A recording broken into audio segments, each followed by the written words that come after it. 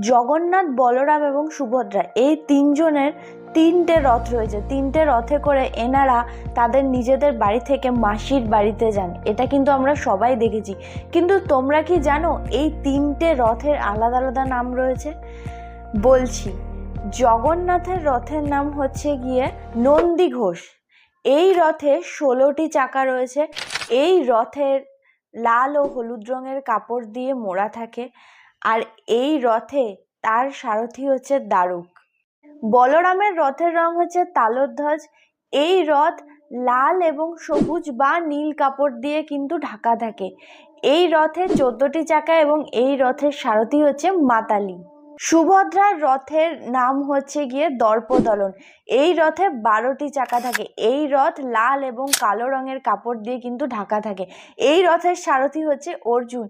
এই রকম রথ নিয়ে কিন্তু প্রচুর প্রচুর ইতিহাস রয়েছে।